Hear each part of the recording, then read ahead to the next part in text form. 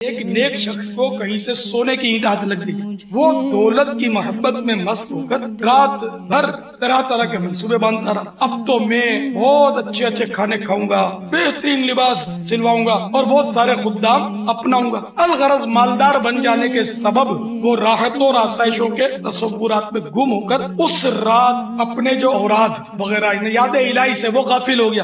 صبح اسی دھن کی دھن میں مگن مکان سے نکلا، اتفاق سے قبرستان سے گزرا۔ کیا دیکھتا ہے کہ ایک شخص اینٹیں بنانے کے لیے ایک قبر پر مٹی گوند رہا ہے۔ یہ منظر دیکھ کر ایک دم اس کی آنکھوں سے غفلت کا پردہ اٹھ گیا اور اس کی آنکھوں سے یہ سوچ کر آنسو جاری ہو گئے کہ مرنے کے بعد یہ سونے کی اینٹ تو مجھے بچا تو نہیں سکے گی، شاید میری قبر کی مٹی سے بھی لوگ اینٹیں ہی بنائیں گے مٹی کی۔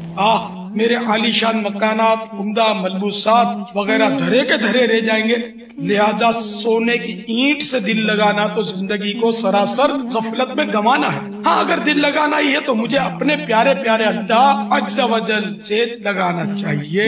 چنانچہ اس نے سونے کی اینٹ ترک کی اور زہد و قناعت اختیار کی۔